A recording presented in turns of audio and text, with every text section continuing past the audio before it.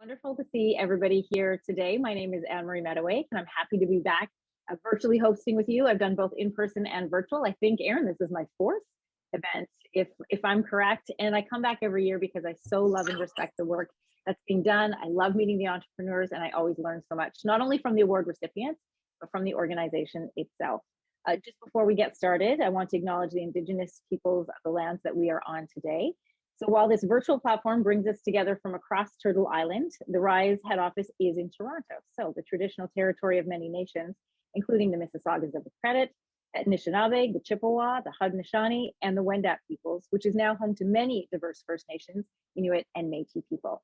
And we acknowledge that Toronto is covered by Treaty 13 with the Mississaugas of the Credit. So thank you everybody for showing up today virtually. It's great to see you. RISE is an organization that I've really, as I said, have loved working with. I think a lot of us know that during the pandemic, we've heard the stats, we've lived the stats that mental health, it has been a strain on many people's mental health. And if you have lived in struggle before, it's become even more difficult. And also we know that it's been really difficult on independent and small businesses, and that includes our entrepreneurial community. So this is where RISE's work has become more important than ever. One of the benefits, and we were just chatting about this, of being virtual as well, is that they have been able to help people from right across the country. And in fact, today we've got people joining us from right across the country and the territories as well, including, hello, Joanne from Newfoundland, who gave a special shout out just before we started this meeting. Great to have you with us today. We went through some of the housekeeping, which is of course, cameras on if you can, but turn it off if you need to. If you want to show appreciation, I know we're used to it by now, but it's still a little difficult if to have the no feedback. So if you want to send anybody any kind of praise or applause or congratulations, you can certainly make use of the chat function as well. And a reminder, you probably saw this already, but we are being recorded. This event's being recorded so that it can be put on the RISE YouTube channel. So anybody that you would want to have seen this that couldn't have been here today, you can direct them there and they can watch it. Finally, for those of you who are active on social media, and I hope you all are, we want you to encourage you to put up your impressions, and the handle that you can use for that is @RiseHelps. Soon we're going to hear from a member of the board and the CEO of RISE, and then the awards will be handed out, and then we will be moderating a panel discussion with our award recipients, which is my favorite part of this event. And I would encourage anybody who's watching who has any questions, either for our award recipients, or our volunteers or our mentors, you can put those in the chat function as well. Someone is keeping track of that, and we'll get to those questions then.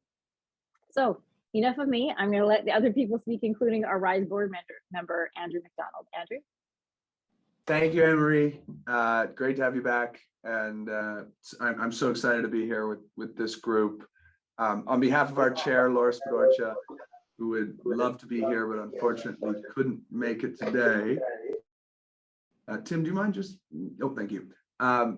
It's my honor to welcome you all to our 13th annual award ceremony. I think everybody knows and everybody feels it, but the past few years have been really challenging.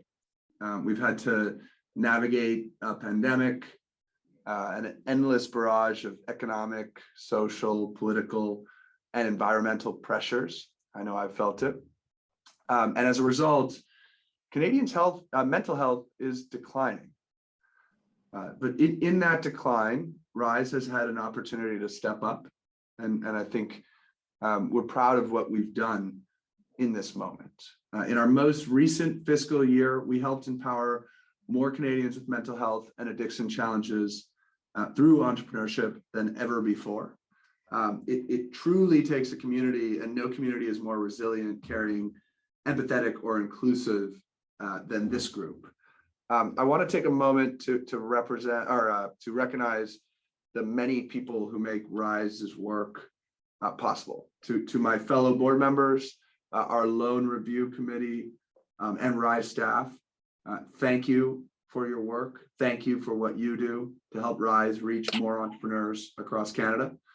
To our volunteer mentors, thank you. Thank you for sharing your time and experience to guide our RISE clients towards success, however they define it. And to Sandy and Janice Rotman and the Rotman family, whose enduring vision and unwavering support continue to drive our impact. Thank you. Because of this community that contributes to Rise in a myriad ways, last year we were able to provide small business financing and entrepreneurship training to 765 individuals nationwide. That means for every day of the year, we helped empower at least 2 Canadians with mental health and addiction challenges to improve their quality of life, build self-confidence, and achieve greater social and economic inclusion through entrepreneurship. It's those individuals who give our work meaning.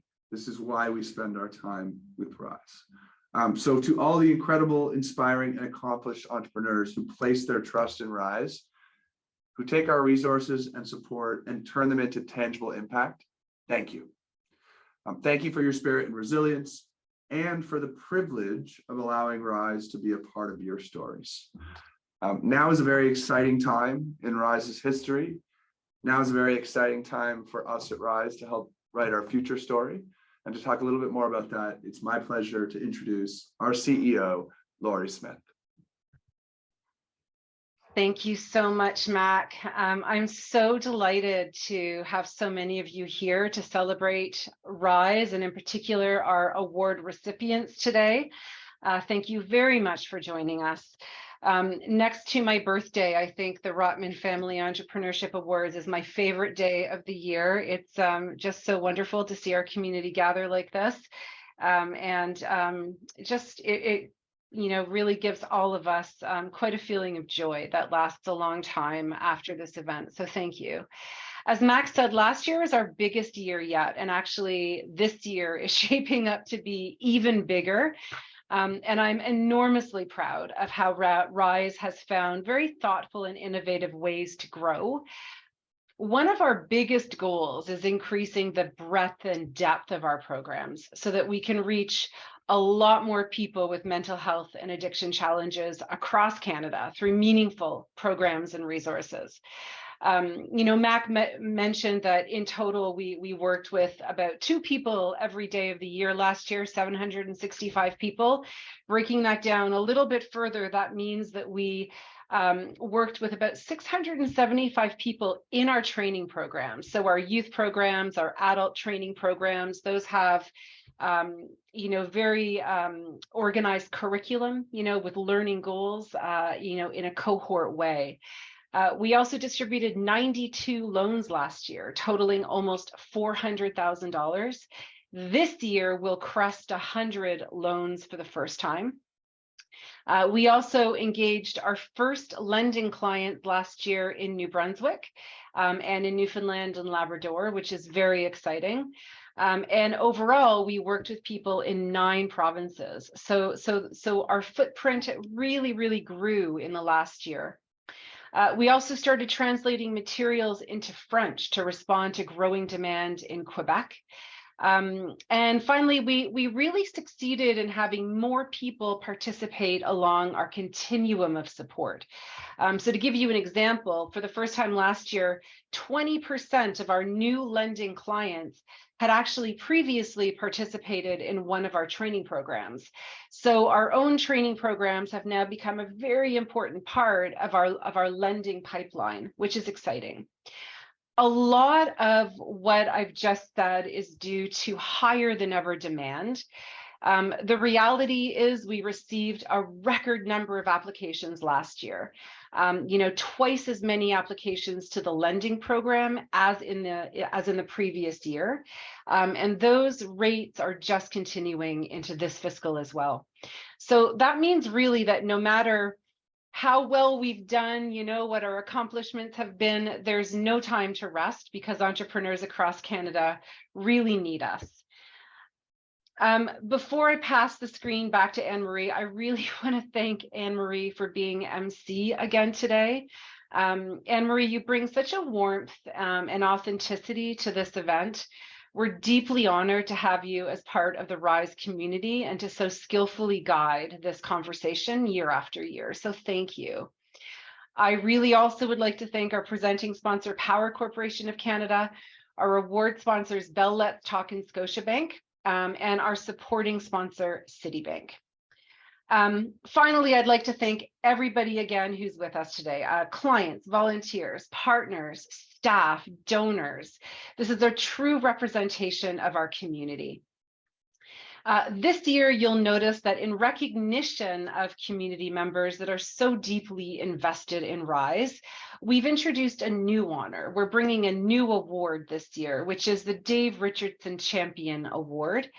From now on, each year as part of this event, we'll present the Champion Award to a member of the RISE community who really embodies the spirit of openness, community, and philanthropy personified by Dave Richardson, who's the reason that RISE was able to expand to British Columbia in 2019 and is now our second largest area of work behind Ontario. On that, I'm going to hand it back to Anne-Marie, who will tell you more about that and everything else, and also obviously to announce, importantly, our recipients. So back to Anne-Marie. Thank you.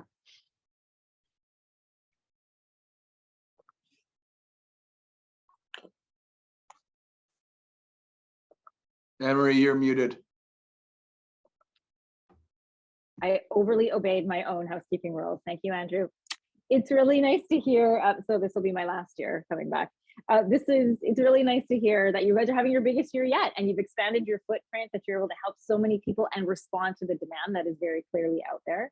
You know, in a year that we saw climate disasters and murder hornets and, you know, medication shortages, it's nice to know and to find and to highlight the good stories. And the good stories is how much RISE has been able to help and respond to the demand. So thank you for that, Corey. And thank you, Andrew, as well. The Rotman Family Entrepreneurship Awards are given out every year, and they celebrate outstanding entrepreneurial achievements of individuals whom RISE has supported through its lending and training programs. Lori told you about some of those. Each client award recipient receives a $1,000 prize. We're also honoring our Volunteer of the Year today, and now, as Lori mentioned, a community champion too. So before we present the awards, I'd like to take a moment to applaud our honorable mentions. If you want to use your clap function in the chat, you go ahead and do that. I'm told by the selection committee, it was very, very difficult to choose our winners and runners up this year because they received so many outstanding applications.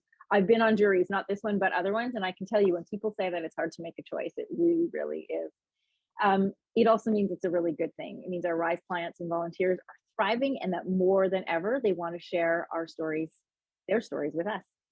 Join me, please, in congratulating the 5 entrepreneurs and 2 volunteers who are being recognized as honorable mentions for their exceptional achievements this year. All right, let's get to the awards. Our first belongs to the volunteer who has gone above and beyond for RISE clients and the organization. Their tireless dedication to RISE mission and their contributions to individual client success is the definition of exemplary service. And I had a chance to meet this winner a little earlier this week, and his energy and enthusiasm radiates even through the virtual platform. So Sean Pingatori fits that description, the founder and CEO and director of strategy at Toronto-based Atlas Marketing Group. Sean is a dedicated group mentor to our training programs. Once owner of the proverbial lemonade stand, and I love this story, Sean has been an entrepreneur since childhood. He spent much of his career supporting other business owners through mentorship, and is also a dedicated communicator. He loves helping other entrepreneurs who have what he describes as light bulb moments, you know those, and leveraging his network to connect people and resources. He draws on his own mental health experiences. He supports RISE clients to build businesses. And I love this strategy. We're going to hear about this more from Sean a little bit later. Building your business strategy that suits your strengths and challenges. Optimize your strengths. Please join me in congratulating the 2022 Scotiabank Volunteer of the Year, Sean Pingatori. Congratulations. Our next award goes to an entrepreneur who has done their research and diligently launched a new business. They have already had initial success and have clear sightlines to where their future lies. Raham Teama is one such entrepreneur. In an effort to manage her own depression during the pandemic, Raham started a blog about her life in Dubai, where she lived before she moved to Canada in 2016. And through that blog, not only did she find an outlet for herself, a healthy outlet for herself, she also found an audience and discovered her talent for writing. It's a talent that she's now turned into Teama Publishing. Living in Toronto, Raham has self-published her memoir. She's working with an Egyptian publisher to build opportunities for Arabic writers and increase access to Arabic literature in Canada. Please congratulate with me 2022 Bell Let's Talk Startup Award recipient, Rahan Kamel.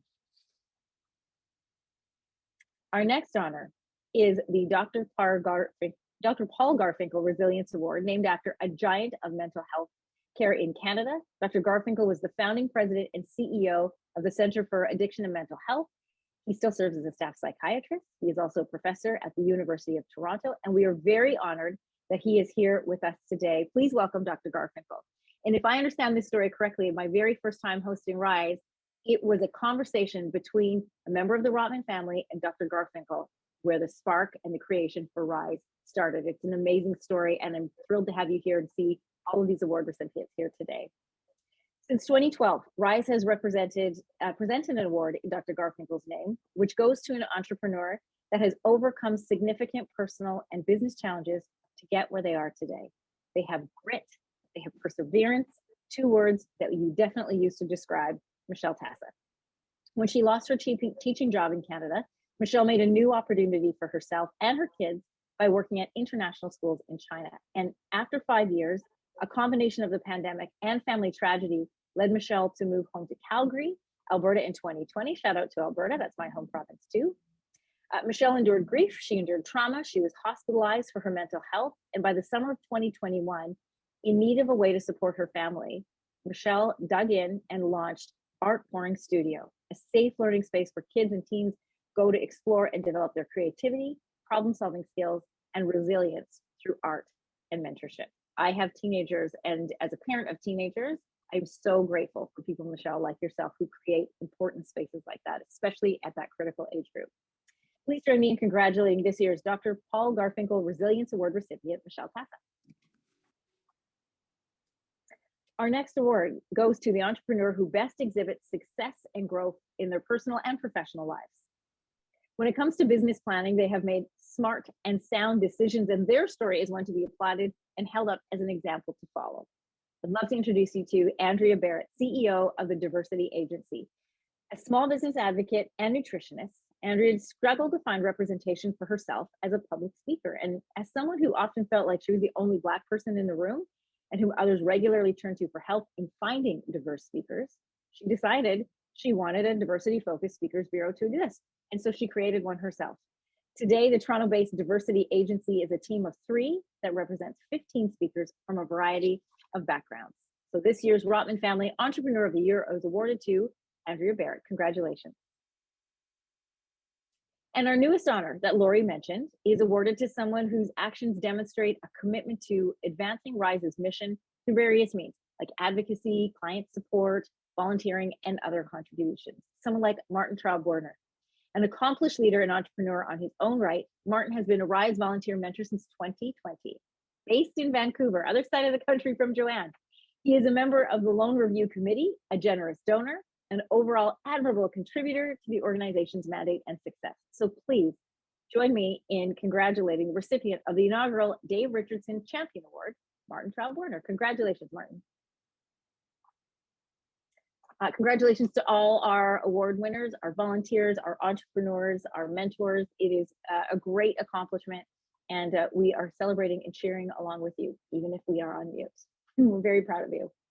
I want to invite the award recipients to join me for a special discussion. We're going to talk a little bit more about their businesses, what drives them, some of their personal stories. I will have a series of questions. I'm going to alternate between each of the recipients and the panelists, and we're going to try to keep some time to get to as many people as we can. Andrea, I'm going to start with you. You started your business, the Diversity Agency. Love the name, love the focus of it. I think it is so needed in a city like Toronto where I do lots and lots of events.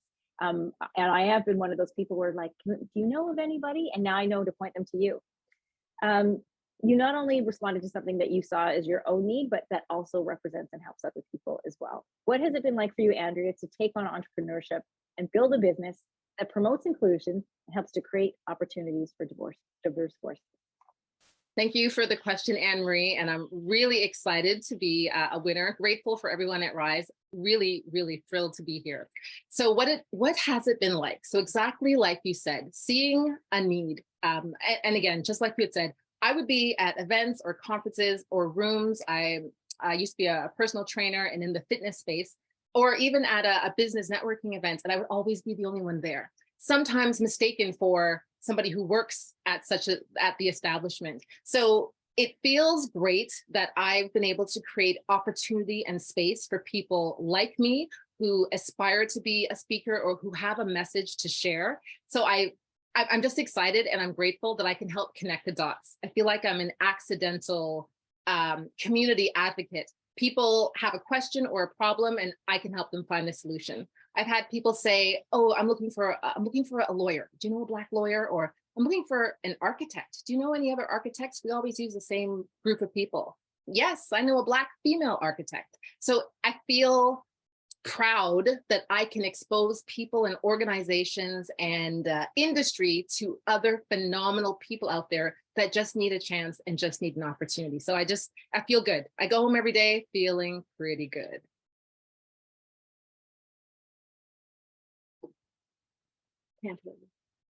You're muted, Anne-Marie. I did it again. Andrea, you know what I love about that is that how many times have people gone home and said, you know what somebody should do? Somebody should start an agency that like points them in the direction of diverse speakers. And the great thing about entrepreneurs are people like you just went out and did it. So thank you for that. I'm going to get Michelle to unmute herself. And I want to hear from you next. Your business emerged from a mix of dissatisfaction with the status quo and your need to find meaningful employment. Talk to us about your personal experiences and how they've manifested Art Pouring Studio and how you created a safe space to innovate education and help kids learn creativity and resilience. And I will tell you, I mean, you know this, but a lot of people do as well. That is so missing from our educational space, especially in the last 2 years when it's been all about just managing, maintaining, and now in this third year, it's about catching up. Spaces like yours are so vital and so important. Yeah, I have to agree. I was lucky to be on this journey myself, working in international schools and really being part of like cutting edge education innovation and loving to see how education is changing and improving. And I wanted to be on the front of that. And then unfortunately for us, we were in China when the pandemic struck. And my husband, who had long been battling terminal illness, he was in long-term care in Canada. He passed away. And as often happens, unfortunately, when trauma rocks your world, it can break open more that you didn't even know was there. So that's sort of how we ended up in an emergency situation, returning home to Canada. And yes, indeed, I was lucky to receive treatment here in Canada for my mental health. And I think it probably started there when I was in the hospital for 3 months and all I had with me was pencil and paper, and I just began to draw and write and pour out creativity, and all these sort of things that were locked within me could be put on paper. And when I was well enough to start to look towards working, I knew that teaching in Canada was both going to be incompatible with balance for my life, because it is a very challenging, very stressful career right now. And also it just, I wanted more. I didn't want to be put back into that box. I wanted my creativity to be unleashed. And so to me, the studio was a way for me to make a space where people of all ages can come and just create. And so far from just being an art studio, we have sewing machines, we have glue guns and hammers and nails, and we just create. And I think in the process of that is true resilience, where you learn to solve problems, you learn to trust in your own strengths. And so I'm hopeful that is going to continue to grow, and that my vision will continue to grow with it. And I'm just so grateful for Rise and everything they've done to support me in that dream. Michelle, it's such a great example of the help that Rise provides, because you had the ingenuity and you had the creativity, you had the drive, you had the desire to create the space. But sometimes we need that extra bit of help just to make that an actual reality. And your story is such an amazing, amazing example of that. And I love that you teach about resilience and about grit. We talk to our kids about this at home, about without any resilience, it provides almost that like traction, that sandpaper that allows you to like move forward faster. If it's too easy and it's too slippery, it's like wearing socks on freshly cleaned hardwood. You just slide, right? You got to have that traction. Thank you for creating that space. It's a great story. And thank you for sharing it. We'll chat again in a sec. I want to talk to Raham next. You had your own business before, but Tama Publishing really grew out of something that you started as a mean of managing your own mental health. I love that this has become a business for you. Tell everybody here about writing your memoir and turning it into a business opportunity that also continues to help you with your mental health journey. Absolutely. So I know myself, I was born as an entrepreneur, but I wasn't born as a writer. So I developed the talent over the COVID time. So I didn't know that I could even write a memoir, or I could just express myself through writing. And this happened during like really the first months of COVID time. And I was hit badly by isolation and, like feeling lonely and just being by myself with a small child, lack of employment, because I'm running my own business, which is the first business since 2019. But this first business was really, affected badly by the COVID situation. So I didn't have money. I wasn't eligible for any benefits. And all these, like factors contributed to a disaster situation. Like I was literally lacking everything, emotional, economical, like all the factors in my life, I was really lacking. And then all of a sudden, something out of me just pushed me towards writing. So with all honesty and transparency, which basically like what really pushed me, I started writing. Something happened 14 years ago. I didn't know why exactly I had to start writing about the past. Why not the present? Probably something I wanted to maybe learn, or I wanted just to remind myself about the learned lessons from the past, how I was resilient at that time. So it was something I had to really listen to it. And then I just obeyed the message. So I started writing about the past memoir, something I really lived 14 years ago in a different country. And then I recalled all the memories, and with all transparency again and honesty, I got a lot of people, they just told me like, oh, you're a real writer. You are talented. I didn't know that I'm a writer. That was the first time. And that all happened in April 2020. And since that time, I started believing in myself. Maybe they are right. Maybe I have a talent, which I don't know. So I continued writing for another year on a daily basis, same time when I start writing. And then I talked to someone at Rise about, can I finance, like I want to publish my own book. How can I go after this? She said, well, it's a project. Like we usually go after a business plan. So I took only 1 week, and I was thinking about how can I think about publishing a book as a project. So I came with the idea as a publisher, not only an author. And that was crazy because I wasn't even there, like I wasn't even a writer. And now I'm thinking about being a writer and publisher. And trust me, in 2 months, with the help of the business advisor, the best ever, I wrote a business plan and I got the loan and I started the business as Tama Publishing, author and publisher. I know you say that you were born a writer, but I would say you probably were. It was just buried really deep inside you, but definitely born an entrepreneur, because only an entrepreneur would decide to be a writer and a publisher at the same time. That's great. What a great story. Raham, thank you. I want to turn now next to our volunteers, Sean, and to Martin. Sean, we'll bring you in first. I'd love for you to tell us why you volunteer with Rise and what are some of the most fulfilling aspects for you? Yeah, absolutely. First of all, thank you so much for the award. It's such an honor. I'm so excited. So why I volunteer with Rise, I've been around entrepreneurs and just people a lot further along in their careers than I was at every step of my life. Growing up, when I was in elementary school, my sister was in law school. She does corporate litigation now. My dad had his own accounting practice. My uncle had a landscaping business. My first job was in a meat department at a grocery store. So my first job, I'm working with guys in their 50s and 60s. I bartended at private golf clubs where I was talking to, multi-millionaires, very successful people, very wealthy people too. When I started a window cleaning company when I was in university, and I got accepted to a program called Summer Company, where they give you some training and a mentor and some financing to start your business too, which is always a huge help. So long story short, I've always had, anytime I'm about to make a mistake, I've always had someone tapping on my shoulder and saying, hey, you know what, don't do this. This is what's going to happen. Try that instead. I've done it before. I think this is a better way forward. So I've avoided making a lot of my own mistakes. So to me, I think it's really important to pay that forward. And, when people talk about mentorship, I feel like there's this attitude that you need to find the one person who has all the answers. And I think that is a very bad approach. I think instead you should seek to talk to as many different people as possible and get as many different perspectives as possible. Because, everyone has a different set of experiences that they bring to the table, a different lens that they're looking at things through. So that's very much a philosophy that I've held for most of my life. I'd say, starting around early teen years through to now, I try to talk to as many people as possible and get as much perspective as possible.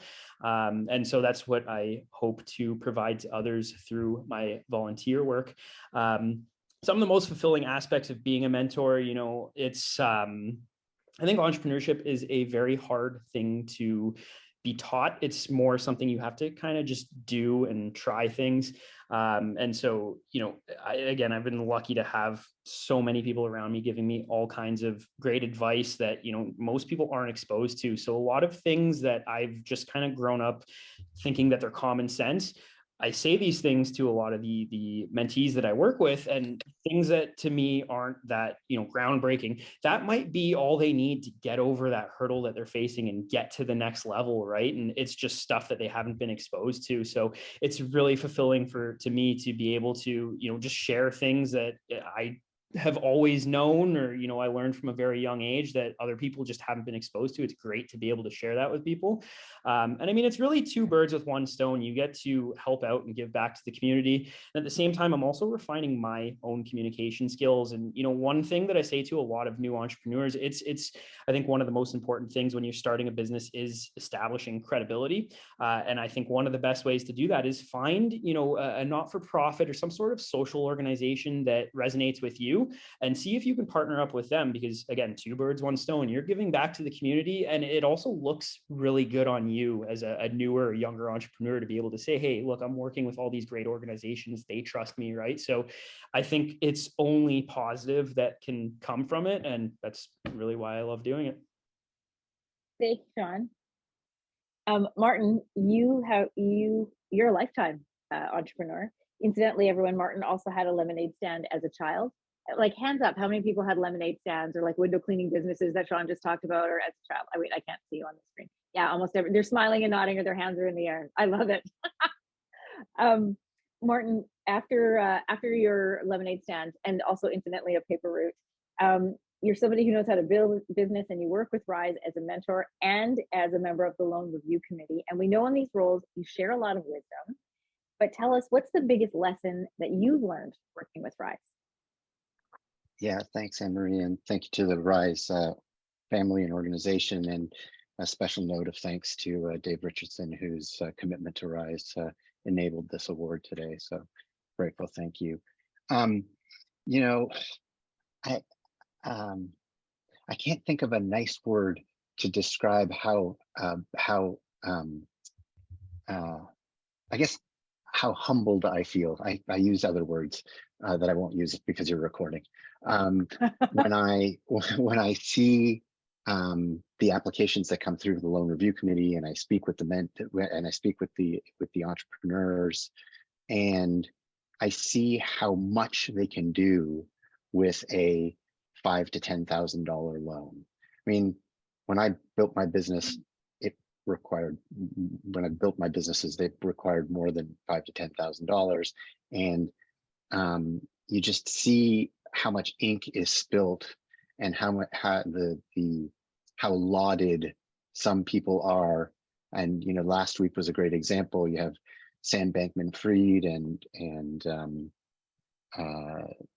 Elizabeth Holmes, the snake oil saleswoman from Theranos, lauded as these massively successful entrepreneurs who frankly burned people, burned cash, burned value, and did not create. And yet this year, Rise will give out more than 100 loans of, something south of $10,000 per loan. And that's 100 people who will create, who will build, who will be successful, and who will not just create success for themselves, but also create opportunities for others as well. And so I just think that that is massively important and has been so revelatory for me that, you know, as I see fundraising for businesses in big dollar amounts and people swinging for the fences, not enough ink is spilt and not enough time and attention is paid to the real heroes, the real entrepreneurs that, you know, start with a little bit of cash and build very successful businesses from there. And that's sort of been a very eye-opening experience for me. Martin, I'd be curious to know if it impacts your interactions with people in the business world who are looking to have, you know, big cash amounts, or, you know, I've started my business and it had X number of dollars as a base, and, you know, you deal one-on-one with these this application process of people looking for 5 to 10 who are able to create business like Michelle, like Raham, where it not only provides a need and a service, but it's helping so many people as well. Yeah, it's made me a bit of a curmudgeon when people say they need big dollar amounts. They're sort of like, do you really need that much money? Honestly. Martin, thank you so much.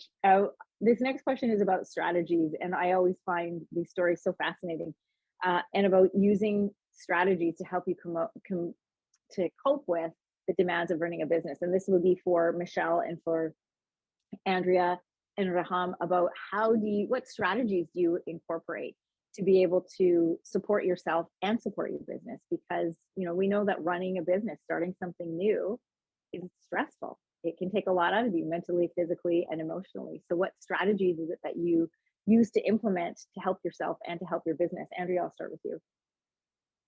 Biggest thing that I use or I focus on is time management. So as a speaker, I speak about wellness and DEI initiatives. And I know on the wellness side, we're always focusing on the physical aspect of it. We sometimes forget, you know, the mental and the spiritual. So making sure you're properly hydrated, you're getting enough nutrients that make you feel good, you're eating the right foods that either give you energy or can keep you productive and going. So for me, I have to balance the two. So I need to go to the gym in the morning, I need to exercise, I need to drink a delicious green smoothie, and I need to make sure I'm taking Andrea time. And also listening to your body. When you're tired, you're tired. Take a break, go for a walk, go get some sun, get re-energized and come back. A tired brain, a dehydrated brain, a malnourished brain isn't as productive and efficient as we would like it to be. So I'm always making sure that I'm taking the time for me so that I can make sure my business is productive. My philosophy is a healthy body equals a healthy business. I like that. I'm like trying to hide my coffee as you're talking about energizing with water and green smoothies. I had well, not the green smoothie, but I did have some water ahead of time. Michelle, how about you? How do you balance your mental health with business ownership? Well, I think it's interesting the full circle that this is. So, you know, I've recognized in myself that I have resilience, and it's born out of my sort of out of the box thinking. So when things are not going my way, then I'm going to find a creative way to solve my problem. And that creativity is enormously exciting and empowering. And so yes, being an entrepreneur is incredibly stressful. It's not by any means easier than, you know, what might have been my reality of teaching full time, but it's mine, and it's mine to structure as I choose, and that empowerment, I think, is the difference. And this is what I'm trying to teach and what I'm doing. Just being able to create is such a huge and powerful force in our lives. And then I play that out myself as, yes, lots of stress, but it is stress of my own making. So and that makes a huge difference. When you don't feel like you're under somebody else's stress, you can always manage to dig in and find that bit of joy. It does for me, right? Yeah. I love that.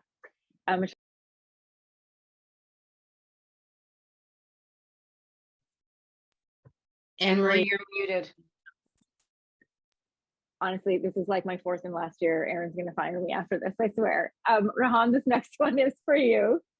You know, we were just talking about strategies and how you manage running a business, and you talked in your story before about that feeling of isolation and of loneliness. And, you know, when you are writing, it is a solitary process, right? So how do you manage your mental health when you're writing, when you're also publishing and carrying on with your business and your personal? So yeah, I have a personal strategy, which is I consider like I'm quite lucky to have this because part of my business is about writing. So I have my time, like I'm making money through writing, and I'm making, which is my business. At the same time, I'm relieving all the stress and all the emotional feelings that might be destructive, and sometimes they are really, really good, and they are constructive. So I'm using this and I'm embracing what I'm facing through the writing process as part of the balancing technique that I'm adapting to my business and to my personality as well. So I would say this is part of my strategy, and this is like mainly what makes it successful because I put all my energy, I put all my emotions, all my sensitivity into writing, and then it gives me back a lot of rewards are getting out of this process. So I get, first of all, I relieve all the stress, and then I get great energy afterwards, and I share the thoughts, and I also get back amazing energy and amazing vibes, and sometimes ideas, a lot of brainstorming. So just like a fantastic process. Besides, I get recognition. So a lot of people, although I'm alone and I feel this isolation, but it's public and people they can read it and then they come back to me. So it's more interactive. So I get a lot of feedback. So then I feel this engagement, which gives me like something I haven't lived before. So it's not like only that I just write for myself, I write for the others. Like I truly write for myself. This is like the first thing. And then when people they read it, they feel like, oh, like thanks for sharing this. You know, we learn a lot from your story. And they come back to me with ideas, with suggestions, advice. I embrace everything and I incorporate it into my business. I love that creative process. In order to be truly effective, you have to be truly open and you have to be vulnerable. And because that vulnerability comes out, you have encouraged and welcomed both that feedback and people wanting to help out as well. Thanks Absolutely. for that. Michelle and Andrea, what advice would you give to new entrepreneurs about how to balance business with mental wellness? Andrea, I'll talk to you first. How to balance? I would say think of yourself like, treat yourself like a client or a customer. So whatever advice you are giving to your clients or your customers, make sure that you're also taking that to yourself. So you're not staying up and working 18 hours straight, 7 days a week. You're not forgoing a family celebration and lunch with your friends who you haven't seen for a while, that you are taking a break. And remember, we know, like I work with people in wellness. So I love food and we're always talking about food, making sure you're eating good food. And by good food, I don't mean what we typically call healthy food, comfort food, things that make you feel good, things that make you smile, making sure you're hydrated, making sure you're getting enough sleep, making sure that you're eating with other people and maintaining those social connections. So treat yourself like a client, like a customer, and be good to yourself so that you can be good to your clients and good to your business. Oh, I love that. Treat yourself like a client. Dave Skelly, I know that you have a question. I'm going to let Michelle answer this. And then after Dave, that we get your question, we'll get some answers. And then Sean will bring in our mentors and volunteers as well. So Michelle, your response to how you balance wellness with your business life. I'm still on a healing journey. I don't think that's going to end. And that very much is one of the priorities. And I carve out time for that. And I make sure that it's something I pay attention to. And also, I have a diagnosis of complex PTSD, which doesn't affect, certain things that I can and cannot do. And so I structure my world to support that instead of being ashamed of things that might limit me. I just embracing that as who I am. And I think the more of us who are open about having mental health struggles, the more open we are in the world, and the more that people can recognize that you can still be intelligent, successful, creative, and struggle with mental health. They aren't, separate, the better. So that's what I'm trying to do. That's what you were living out for sure. All right, Dave, thank you for your patience. Go ahead and unmute yourself. Yeah.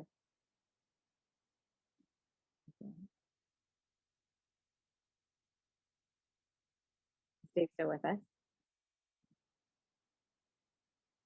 I'm not sure.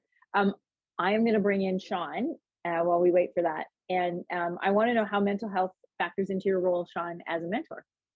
Yeah, absolutely. So one concept that I repeatedly find myself explaining to people is this idea that I love of play the cards you're dealt. Anxiety is something that I've dealt with my whole life. And at a certain point, I just realized that, okay, this is what it is. I have to deal with it, right?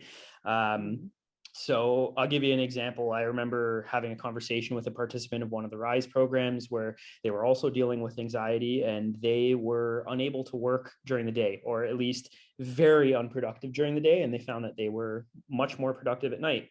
And I think it's really easy to get, especially if you're on social media, it's so easy to get caught up in this idea of, you have to always be working and you have to be putting in those 18-hour days, right? And I think that's not a healthy attitude. And I think you have to create a schedule that works for you. So what I said to this participant was, okay, that's fine. If you find that you can't work during the day, let's see if we can rejig your schedule so that you're spending more time at night when you are more productive and more in the mood, right? Even myself being on the younger side of entrepreneurs, a lot of my friends will come up to me and say, wow, you run your own business, you don't have a boss, you make your own schedule, that must be awesome. And I think to people on the outside, this make your own schedule thing, it brings images into your head of, sitting on a beach and you answer emails for 30 minutes and then you're drinking margaritas all day. And usually making your own schedule equates to working 7 days a week, right? But the flexibility that does come along with it, which I think is great if you do suffer from various mental health issues, anxiety in particular. If I wake up on a given day and, I just can't do this today, I have the flexibility to, okay, I'm going to take a morning off. I'm going to take an afternoon off. You know what? I'm going to have the whole day to myself, right? So it does give me that flexibility. And I think just, not being too hard on yourself and accepting that sometimes you need to take some me time. Very similar to what Andrea said. I used to not like working out because I felt like, okay, I'm spending an hour doing this, that's an hour that I could be working, right? But I realized taking that time to myself to go exercise and go burn off that extra energy makes me much more productive when I do come back to work. And I think even taking a vacation, taking a weekend to yourself, if you're like me, where, I would call it high functioning anxiety, where I just always have this nagging feeling that I need to do more, I need to do more, I need to do more. So to me, when I take a vacation or a few days off, I feel like, you know what, I shouldn't be doing this, but understanding that taking that time to yourself will make the time that you are working much more effective, I think is really important to understand. That's a very long answer to your question. How does mental health factor into my role as a mentor? I try to teach people to play with the cards you're dealt, right? Everyone has their own challenges, their own struggles. And instead of, wishing that you didn't have these barriers to overcome, let's accept that you do have these barriers and figure out the best way to deal with them, right? So that's what I've been lucky enough to figure out for myself. And that's what I try to help other people figure out as well. I like that you were practicing what you preach, Sean. That's good. Take a break, take a vacation. Martin, you're not only a volunteer, but you also support as a donor and an advocate. What is it about RISE that has motivated such support from you? Yeah, thanks, Anne-Marie. Look, I'm privileged. I'm privileged to have been born where I was born, when I was born, to whom I was born. And as I think about that, and I think about my own entrepreneurial journey, the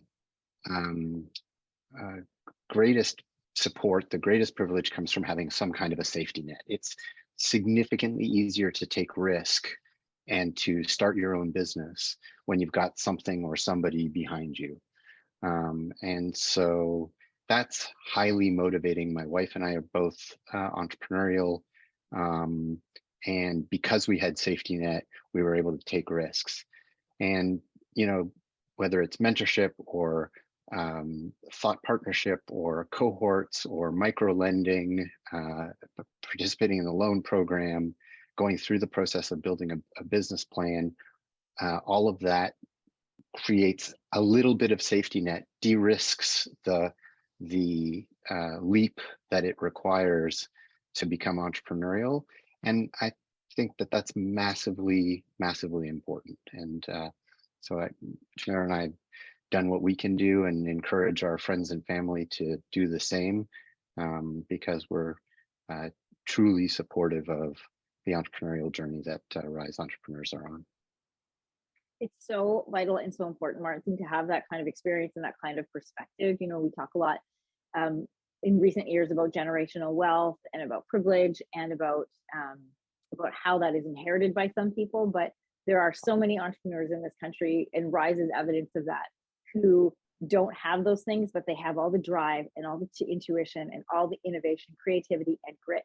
And so when people like yourself say, let's provide that missing piece for them, that missing piece of currency for them, so vital, so important. And as we can see, our economy, our workplace is changing. More and more people are taking this road of entrepreneurship. And so the need for organizations like Rise and the help that you provide is even more vital. I think we have time for a last round of questions, Erin. Yes, because I'd love to know this answer, and it's a great way to end our ceremony today, which would be, how has Rise, just jumping off of what Martin and I were just saying, how has Rise helped you to grow your business? Farham, let's hear from you first. Yeah, absolutely. With Rise, they really did help me in different stages of my business. So first, they gave me the idea that why not to start a business plan. So I did shift from the idea that I'm just looking for financing to publish a book, to the idea that I can have a business as a publisher. So that gave me the very first idea. The second thing, I did work with a business advisor, and she did work with me on a business plan. She did an excellent job. So of course, with her help, I could do like better in terms of the financials, the forecast, a lot of technicalities that she really did help me in terms of application and implementation. The third part was the loan itself. So when it came to the loan part, so I got the money. And I got the money, I could finance my project. And my project went beyond the publishing, or just publishing my first book. So I got some money, so I could even have book signing event, one in Canada, and I have another one in Egypt, where I'm originally from. And then I flew there, so I got the money now. And I did organize the book signing at the Library of Alexandria. I couldn't really believe it. So it was such a big success.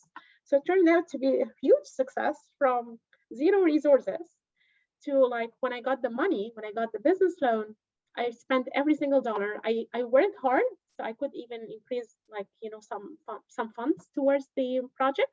So I ended up like flying and having two book signing events, and that was a great success.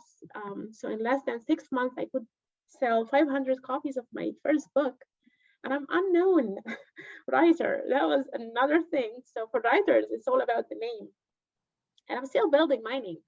So again, with Rise's help, I think this is like way more than what I have expected. They went beyond my expectations in terms of financing, in terms of mentorship, in terms of working on my business plan. And for 1 year, she was always, touching base with me, the business advisor. I would really like to really thank her, Bridget. She's just like, she did an amazing job. And I'm so grateful to her, to be honest, and to Rise, of course. What I love about your story is that you were like, I have this idea. I think it will help people. I just need some money. And they're like, we can do that, but here's what else we can do. We can give you a blueprint. We can give you a plan. We can help you expand your vision for this and give you the skills to execute it. I love that story because it so clearly demonstrates just the benefit and the impact of the mentorship and the program that Rise offers, and what they actually have access to. It's more than just the loans, right? It's the strategies, which I absolutely love. Michelle, how has Rise helped make Outpourings Studio a reality? Well, my path has not really been a linear one. And I think that has been the biggest challenge for my mentor, is that as I've been, flailing around trying to market the actual bricks and mortar part of having the studio, I also am just flooded with all the ideas and all the, how much I want, in an impatient way, to have my voice touch everywhere.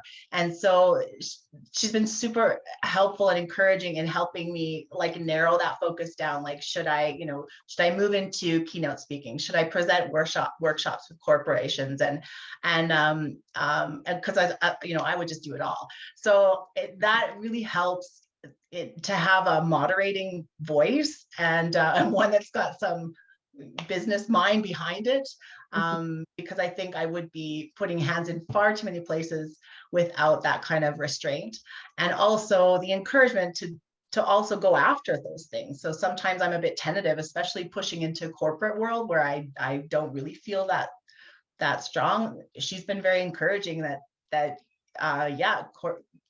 corporate world, they do need to hear messages of creativity and empowering. So so all of that, like so much. I'm just so thankful. Michelle, what I love about this story is, and especially doing back to back with Raham, whereas hers was small and need to be expanded, yours was big and need to be focused, and that Rise was able to help both of you with your very specific needs. Thanks so much, Michelle. Finally, Andrea, how did the lessons that you learned with Rise's peer support startup help you? You know, when I think back to Rise, I can't help but smile. I have so many positive memories and experiences. I live in the city of Brampton, and Rise was at U of T. So that is me making my way down to Toronto, finding some place to park, but happily doing so because I really enjoyed the time with my cohort and working with the mentors and facilitators. A lot of great experience. Martin talked about it. There are so many barriers. And knowing that there are people and organizations that can help you navigate which path to take and where to go. And then the encouragement, a tremendous amount of encouragement from people who had your back and were just gently pushing you forward. Really appreciated everything we learned about writing your business plan, helping you figure out the different paths to go and what makes sense in a supportive and encouraging and nurturing way, helping you figure out the right direction to go into, and just knowing they were just an email or a phone call away, but that they had your back and they did what they could do to help you remove some of these barriers. So I look back and I can't help but smile. Such a great experience with wonderful people, an amazing organization, and I'm so grateful that I had the opportunity to participate with my group. I love hearing from all of you and pairing that with what both Sean and Martin had to say about, with entrepreneurs, they're not afraid to ask questions, and they certainly are hungry to learn because they're driven by this idea or this, they know that there's a need, and so that there's a place that they can go that speaks specifically to their needs. I mean, you could walk into a business school or take a course in a college, but maybe you wouldn't get that specific focus that you need specifically for you and what your needs are. And so things like the startup peer support are also great for that. Thank you, Andrea, so much. This is always my favorite part, is getting to hear everybody's stories about how Rise helps and how your business started. That's why I'm so happy that they have me back every year. Do we have any more questions from the audience? I have to split my screen just to see. Do you have any questions from the audience? You can send it to me in chat if you do. While we're waiting, and we really only have just a couple of minutes, so one sort of a 1 minute question to each of our award recipients, Michelle, Andrea, and Raham. Where do you go next? Raham, I'll start with you. What are your sort of visions and your next steps? My next steps, well, they are too fast. Again, faster than what I expected. So actually, I got so many proposals. So my next step, the first one in January, I'm flying to Cairo International Book Fair. I'm going to have my own booth there. So like the first, like in 2020, beginning of 2022, my book was just there by itself. This time I'm flying with 3 books and 3 authors I did work with. My second step will be in April. I got a business proposal from the museum, the History Museum in Miami, in the US, Florida. And they're gonna have a storytelling event for me, for Tima Publishing, and all the stories I'm telling. And they're gonna attract the Arabic community because it's mainly like a lot of Arabs, they live in Miami. So it's in collaboration with 2 cultural centers and the museum. And the last one will be my own booth in the book fair, the Germany book fair, Frankfurt book fair. So my steps are faster, and it took me like internationally. So yeah, you're an internationally recognized author, and you started out with just this need to get things down. I mean, it is amazing and a testament both to yourself and for your reach out to Rise for support. Thank you and congratulations. Thank you so much. I'm going to be in 3 different continents, which I cannot believe, like in 3 different months. I'm going to let you write my book. All right, Michelle, how about you? I'm just in the middle of hoping to find a better location in terms of reaching more people. And so in the meantime, working on the online sort of programming that I would like to have, and just building more of my speaking and workshop engagements, those kinds of things. I've had some successful partnerships with corporations, doing large events, and I would love to do more of that. It's pretty exciting to do those things. I love that, the blending of corporate and creative. The need is there. And we'll wrap up with you, Andrea. What's next? Next is just more. So first I want to say, Michelle, if you're a speaker, I run a speakers bureau. So we definitely need to connect. I'd be thrilled Yay, to represent you. Absolutely thrilled. But I'm looking for more. So more opportunities and more and bigger stages. I want to make sure, especially something near and dear to my heart is type 2 diabetes, wanting to get into more organizations, more schools, just letting people know food can be fun and healthy, and we need to do whatever we can to keep our blood sugar stable and balanced, because it makes our body feel good and it makes our brain feel good too. So that's what I'm looking for. Listen, every doctor and healthcare professional I talk to, it says preventative care is the best thing for you, especially going forward as we navigate through what's happening with our healthcare system. Absolutely. Great advice. Andrea, thank you so much. Thank you, everybody. Can I just get everybody to unmute that's left on this call and just give an actual audible round of applause to everybody who participated today? Amazing. A reminder, if you want to get in touch with any of our panelists, please visit the RISE website, which is risehelps.ca. You'll get the profiles of the award recipients and the honorable mentions, and there's also links to their website. So again, if you guys want to connect in any way, it's at the website, risehelps.ca.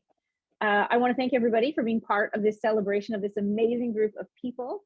To our audience that makes up a supportive community, thank you so much. And if you feel inspired to do more, and we hope that you do, please visit the RISE website to see how you can get involved, either as a client or a volunteer or a donor. This is your organization, and RISE wants you to know they could not do it without your help and assistance. So thank you to everybody. Wonderful to meet you all today. Go Team Canada, go tomorrow in the World Cup, and we'll see you next year.